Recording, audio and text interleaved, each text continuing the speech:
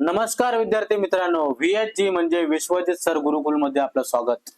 आज आपण बघणार आहोत महाराष्ट्र बोर्डची 10वीची इंग्लिशची प्रश्नपत्रिकेचा पॅटर्न। मित्रांनो, कोणत्याही पद्धतीचे अभ्यास न करता तुम्हाला फर्स्ट क्लास कसे गुण मिळतील, 80 पैकी 80 गुण कसे मिळतील, तर या व्हिडिओ मध्ये आपण बघणार आहोत। कोणत्याही पद्धतीचा व्हिडिओ स्किप न करता शेवटपर्यंत बघा आणि आपल्या चॅनलला सबस्क्राइब नक्कीच करा।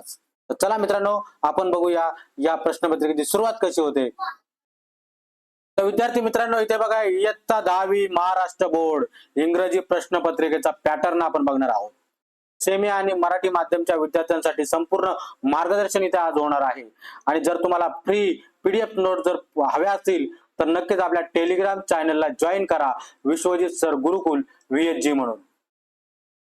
तर मित्रांनो बघा, इथे एकूण गुण म्हणजे 100 गुणांची तुम्हाला इंग्रजी विषय असतो। या 100 गुणांमध्ये लेखी परीक्षा तुम्हाला 80 गुणांची असते। अंतर्गत मूल्यमापन तुमचं 20 गुणांचं असतं, ते शाळेकडे असतं। आणि वेळ मित्रांनो 3 तासासाठी असतो। तर या पेपराची आता सुरुवात आपण करत आहोत।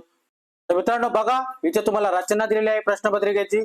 काय दिलंय, सेक्शन 1 मध्ये लँग्वेज स्टडी 10 गुणांचा आहे। सेक्शन 2 मध्ये तुम्हाला टेक्स्च्युअल याच्यावरती जो प्रश्न दिले जातात 20 गुणांचे। त्याच्यानंतर तुम्हाला सेक्शन 3 मध्ये दिलं जातं पोएट्री, ते असते तुम्हाला 10 गुणांसाठी। सेक्शन 4 मध्ये असतं तुम्हाला नॉन टेक्स्च्युअल पॅसेज। त्याच्यानंतर सेक्शन 5 मध्ये असतं रायटिंग स्किल आणि सेक्शन 6 मध्ये असतं स्किल डेव्हलपमेंट।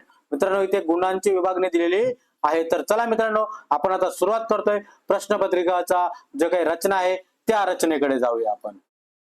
तर मित्रांनो बघा, इथे सेक्शन 1 लँग्वेज स्टडी 10 गुणांसाठी दिला गेलेला आहे। काय याच्यामध्ये पहिला क्वेश्चन येतो तुम्हाला ए म्हणून, लँग्वेज स्टडी एनी 4 कुठलेही 4 लिहावे लागतात 8 गुणांसाठी, म्हणजे एकाला तुम्हाला 2 गुण मिळतात।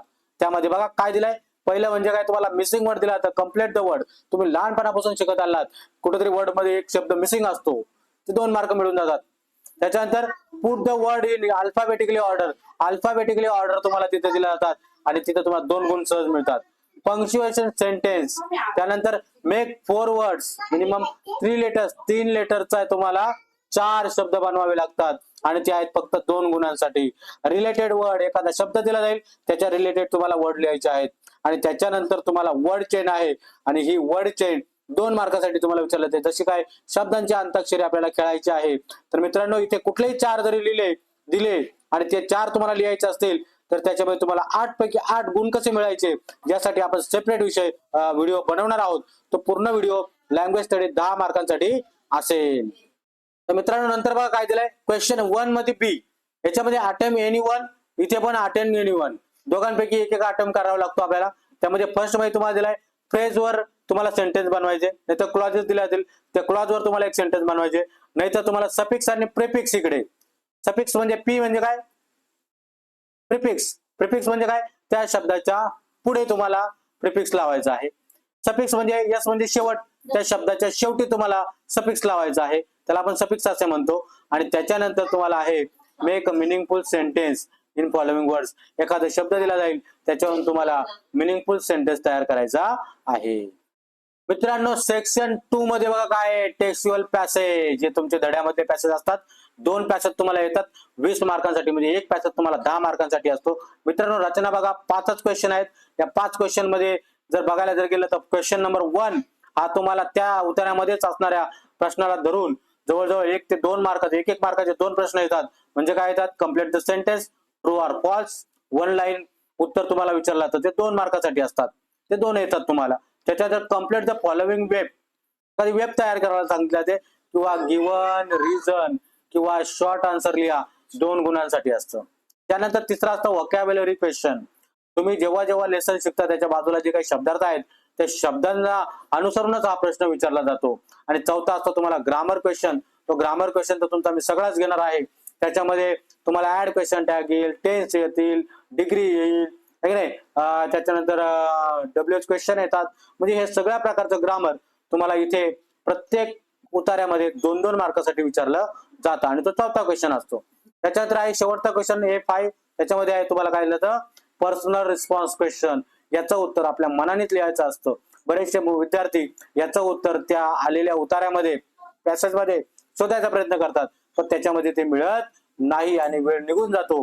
मित्रांनो तो प्रश्न असतो पर्सनल रिस्पॉन्स क्वेश्चन. त्याच उत्तराच्या निगडीत असणारा हा 2 मार्काचा प्रश्न तिथे दिला जातो.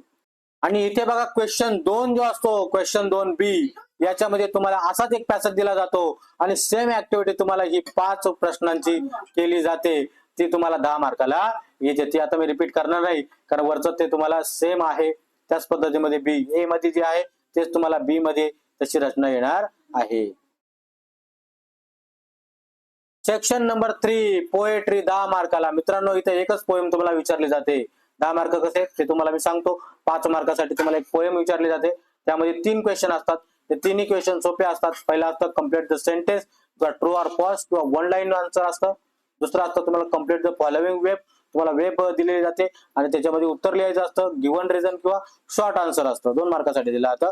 आणि त्याच्यानंतर शेवटचा असतो तो तुम्हाला रायमिंग वर्ड्स म्हणजे व्होकॅब्युलरी क्वेश्चन तुम्हाला तिथे विचारले जातात. असं तिन्ही मिळून तुम्हाला 5 गुणांचा तो प्रश्न येतो. आणि सगळ्यात 3B मध्ये तुम्हाला येतं ऍप्रिशिएशन. ऍप्रिशिएशन मित्रांनो, ऍप्रिशिएशन साठी तुम्हाला पोएम ऑलरेडी दिली जाते आणि या पोएम मध्ये तुम्हाला टायटल विचारलं जातं, ते तिथं लिहिलेलं असतं. नेम ऑफ द पोएट ते तिथं लिहिलेलं असतं. फक्त तुम्हाला काय दिलं राईम स्कीम लिहावी लागते. फिगर ऑफ स्पीच तुम्हाला शिकवणारच आहे आणि थीम सुद्धा तुम्हाला सांगणार आहे. म्हणजे इथे सुद्धा तुम्हाला 5 पैकी 5 गुण कसे मिळतील हे तुम्हाला मी सांगणार आहे. मित्रांनो सेक्शन 4 नॉन टेक्स्च्युअल पॅसेज 15 मार्कांना. नॉन टेक्स्च्युअल म्हणजे काय, तो पॅसेज तुमच्या पुस्तकातला नसतो, पण प्रश्नांची रचना मात्र तुम्हाला क्वेश्चन 2 मध्ये ज्या पद्धतीमध्ये रचना आहे त्याच पद्धतीमध्ये तुम्हाला रचना आलेली असते. जवळजवळ 10 गुणांसाठी असतं. आणि त्याच्यानंतर समरी रायटिंग तुम्हाला विचारले जाते. मित्रांनो समरीची तुम्हाला मी आयडिया देणार आहे. 5 पैकी 5 गुण कसे मिळवायचे. समरी म्हणजे काय, 3 तासाचा चित्रपट 5 मिनिटात सांगणे याला म्हणतात समरी. आणि ती समरी आपण तर काय करणार आहोत तर त्यावेळेस कशी लिहायची हे तुम्हाला मी सांगणार आहे. मित्रांनो सेक्शन 5 रायटिंग स्किल 20 मार्काचं काय येतं. 5A मध्ये लेटर रायटिंग येतं. तुम्हाला फॉर्मल लेटर किंवा इनफॉर्मल लेटर तुम्हाला दोन्ही लेटर शिकवणारे 5 पैकी 5 गुण कसे मिळतील. दोघांपैकी एक लिहायचं. त्याच्यानंतर 5B मध्ये तुम्हाला एक ए और बी असं विचारलं जातं. त्या डायलॉग रायटिंग आणि ड्राफ्टिंग रायटिंग. डायलॉग रायटिंग मध्ये 5 पैकी 5 गुण कसे मिळवायचे हे तुम्हाला मी नक्कीच सांगणार आहे. आणि एवढंच नाही तर ड्राफ्टिंग मध्ये सुद्धा ते सांगणार आहे कसे मिळतील. अशा पद्धतीमध्ये सोप्या पद्धतीने तुम्हाला मी समजून सांगणार आहे. मित्रांनो क्वेश्चन नंबर 6 मध्ये तुम्हाला इन्फॉर्मेशन ट्रान्सफर विचारलं जातं. त्यामध्ये सुद्धा A1 A2 असतं.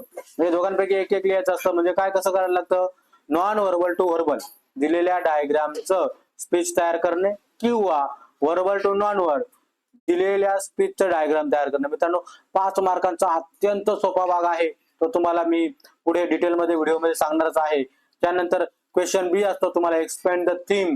त्यामध्ये काय दिलं जातं, एक तर न्यूज रिपोर्टिंग लिहा किंवा डेव्हलप अ स्टोरी. दोन्ही पण एकदम खरोखर सोपा भाग आहेत आणि ते तुम्हाला 5 मार्काला विचारले तर दोघांपैकी एकच लिहायचंय.